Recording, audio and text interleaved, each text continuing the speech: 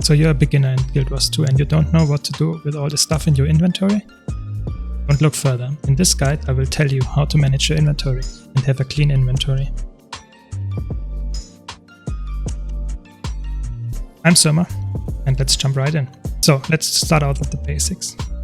So your inventory might not look like this, but it has the same buttons in the upper right corner. So you have the deposit all materials button. You can always press this and crafting materials will go in your material storage then. And it's very useful, at least if you have enough space in your material storage. And the second button is compact, which will compact your items so that it's not cluttered all over the place.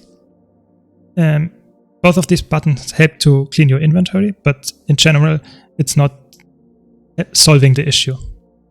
So you should always have a bank where you put your stuff that is, let's say, not where you're not sure, and you can leave it and swap it to other characters there as well. But for a lot of stuff like gear or chunk materials that drop, you should always check if you need it. For example, if the gear is better than the current one, if you're leveling, you should equip it. Or if you don't want to use this gear, you can either sell it on the trading post or you could salvage it. So there is my general recommendation would be sell all the chunks. So every common item that you can sell on to a merchant like this one, they are all over the map. So you go to sell and you then click the sell chunk button. You will sell all your chunk, and if you have any stuff left after that, you would then try to salvage it. So if I now open this, like you would get a random gear, and you don't want that, so you then can salvage it. And if you then have still stuff left in your inventory, I would sell it on the trading post if you can. And if you can't do that and you're not unsure if the item is useful or not, you can either put it on your bank or delete it.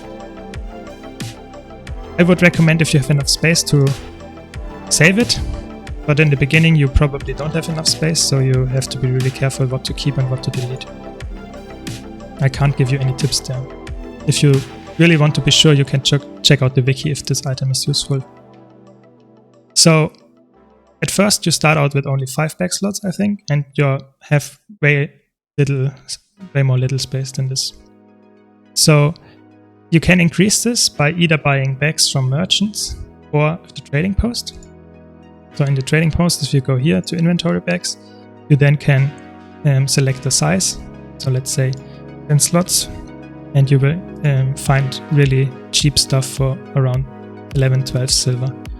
And if you then want to increase it even further, you can go up to 20 in the trading post, and you will get cheap stuff for around 11 gold. It's more expensive than the smaller ones, but it's okay to increase your slots. Like you can see on this character, I just used the 11 gold ones and have extended my inventory with some gem upgrades. So you can do that as well. It costs, I think, 400 gems. And you get one more slot for your one more bag. And yeah, 400 gems exactly. And so my general recommendation would be, if you have the gold, you can increase it and try to get more inventory bags. The cap for slots for one bag is not 20, it's 32. But 32 bags, you have to craft them yourself. You can't sell them or buy them from other players. So it's important, if you want to invest in this, you have to know that one single 32 slot bag is around 200 gold worth. So it's a huge investment to bring your inventory to the maximum of I think 400 something. So it's really important that you know what you're doing when you want to do this. In general, I would say, especially with the common and, let's say, different kinds of unidentified gear, you don't clutter your inventory if you follow the steps I said previously with selling junk and salvaging all gear and using the bank. So I also want to mention there are different kinds of bags. Like this one is a normal bag, it's just a bag, nothing special. But this bag is an invisible bag, for example. There are other types, I won't explain them all. The invisible bag, for example, I use here to put stuff in there which won't show up on the vendor list or the trading post list. So I can put stuff there that I don't want to sell or just don't have in, let's say, any compacting stuff going in. For example, if I click this button, it won't compact. But if I move my stuff out and in the other bags, it will compact. It will move up. So it's just a nice quality of life for me. It's not for everyone. Okay, so now to the salvage kits. There are different kind of salvage kits. I prepared them here. You can buy them from the vendor, from every vendor, I have to say. So you have very cheap ones, and then you have the blue, green, and yellow one. So if you starting out, you can use any of them. You will get some from leveling up, and you will also get some from the vendors, like I said. But you can use the cheapest one to salvage them. If you are level 80 and don't know what to salvage or how to do that, so you buy I would always recommend to you buy at least the blue one, and then you would do salvage all of the stuff you want to salvage. So right click the salvage button and the salvage kit, and you can then salvage all your gear that fits your, let's say, category. So in general, I would say use the blue one for all your stuff that is, let's say, blue or lower, like this.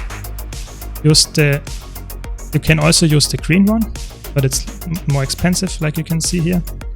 And yes, it's probably, there are, let's say, some intricacies here, but I would use the cheapest one here, the blue one.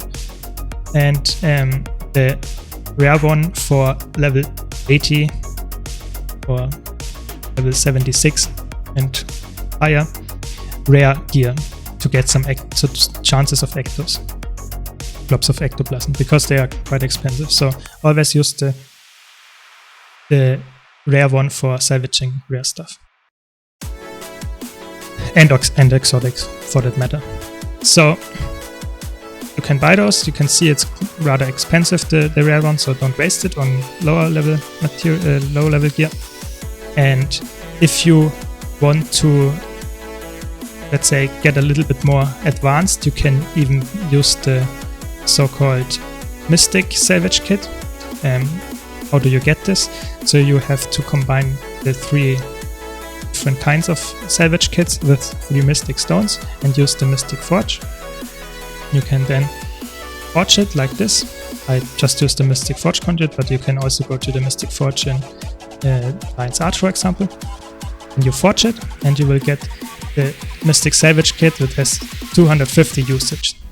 So it's really good, has the same stats like the rare salvage kit, and you can use that for quite a while for salvaging all the rare stuff you get. Now you probably ask where you get the Mystic Forge Stones. So they drop from Blackline chests, but also some random, let's say, stuff in all of Guild Wars 2, so it's not that special and you get quite a lot of them. But if you don't have that, you can just use this one. This one is really, let's say, worth it to do, but you have to have the Mystic Forge Stones. So now for a little bit more advanced stuff. For later, if you have more, let's say, more money to spare, more gold to spare. And I would highly recommend to invest in this permanent, or let's say infinitely reusable salvage kits like the Copper Fed Salvage-O-Matic, which is exactly the same like this one, like the basic salvage kit. So you could just use this. It's really cheap. It costs 3 copper per use, and it is exactly the same, and you can use it forever. Then the next tier would be the Runecrafter Salvage-O-Matic, which is like this, a little bit better, but still like this one. So the general idea would be to use this for all gear that's lower then fine and lower. Use the Runecrafter Salvage for only masterwork and not blue, only masterwork. And then get the Silver Fat Salvage for the rares. All of them use the same stuff, so it uses some money, and you will have the same qualities like these Salvage kits, except for the Runecrafter, but still. The Mystic Salvage kit is more worth it than the Silver Fat Salvage, but the Silver Fat is more quality of life, so to say, because you can use it infinitely. Yes, so that's up with the Salvage kit, so I would highly recommend to get these from the gem store. They are sometimes on sale, so, like you can see here, now it's on sale. 20% copper fat, it costs 640 gems. It's okay, it will pay for itself in a long run, for the convenience at least. If you are needing even more inventory space, you can of course increase your bank slots, or you could also use some storage characters like I do. I have a lot of characters that are just used for storage because they are cheaper than, let's say, everything else. You just have a character dedicated to storing items or gear, and you just fill the inventory as much as you like. Furthermore, I would highly recommend to get a permanent bank access. It's quite expensive on the trading post. I don't know how much it's for now, but it's 6k gold. But it's really, really good. So you can access your bank everywhere and almost everywhere, and you can reuse it however you like, or how much you like. So it's really strong. You have your bank like an extension to your character's inventory then, and you can swap stuff very easily then. Also, I would highly recommend to get one of the let's say merchants, permanent merchants. This one is from the Ecto Gambling, but you can also buy one from the trading post, or you can get another one from the Ecto Gambling and